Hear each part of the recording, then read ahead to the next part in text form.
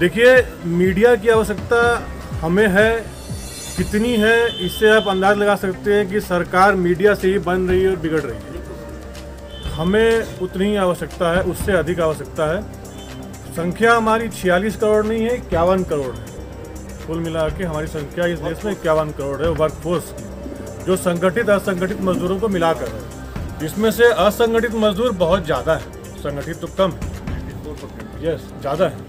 ऐसे में हमें आवश्यकता मीडिया की क्यों है?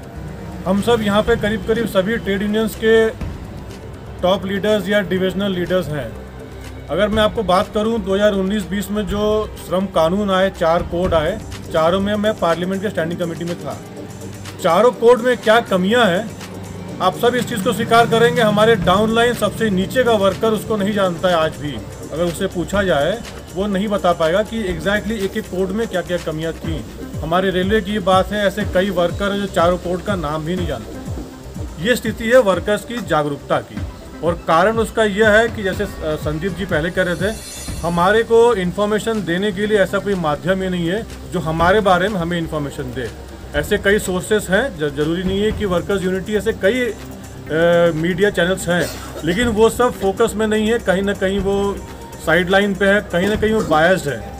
वर्कर्स यूनिटी की खासियत ये है कि ये अनबायस्ड है। सरकार अगर किसी की बनी, उसी के सहयोगी अगर मीडिया वहाँ पे है, तो वो मीडिया कभी उसका नेगेटिव पॉइंट्स नहीं बताएगा। जो सरकार के सहयोगी मीडिया से, जो सरकार का सहयोगी वाला मीडिया नहीं है, वो अच्छाई भी होगी तो बुराई समझा के बताएगा। हमें चाहिए एक न्यूट्रल प्लेटफॉर्म जो बताए कि सही क्या है, गलत क्या है, स्थितियाँ क्या है। ऑर्डिनेंस फैक्ट्री की बात संदीप जी कह रहे थे, 81,000 वहाँ पे कुल मिलाकर वर्कर हैं, 40-41 फैक्ट्रियाँ हैं।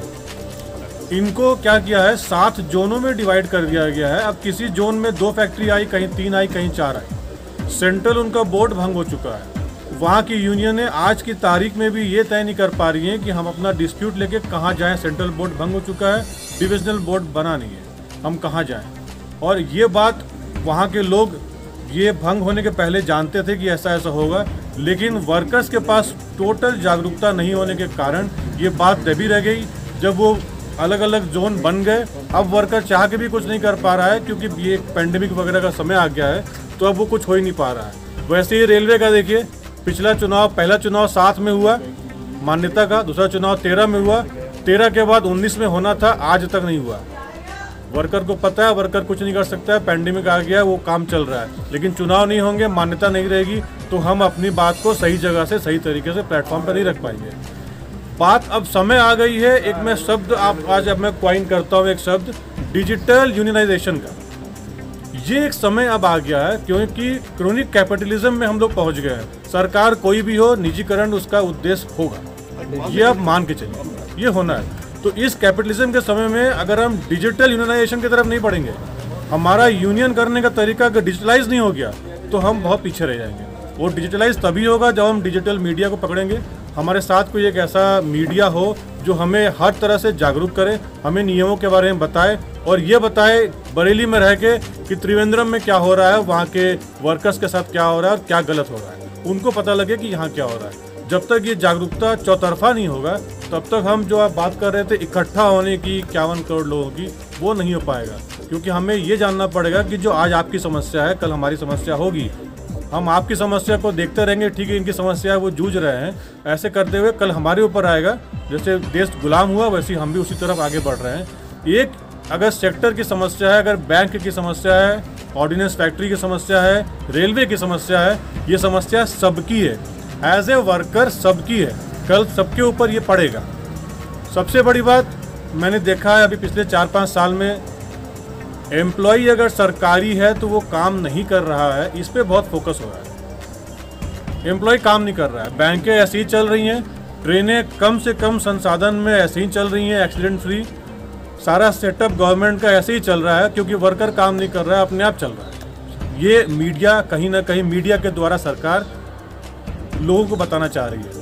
इसीलिए जब कुछ प्राइवेटाइजेशन होता है, सरकारी कर्मचारियों के ऊपर गाज गिरती है, एक आम पब्लिक अगर आप मार्केट में जाएं, उसका राय यही होता है कि अच्छा हो रहा है, बहुत बढ़िया हो रहा है। ये जब तक हम इसको बदलाव नहीं लाएंगे, तब तक ये हमारा उत्थान नहीं हो सकता है। और ये बदलाव तब आएगा जब वर्कर्स यूनिटी की तरह ऐसे और भी कई मीडिया आ जाएंगे।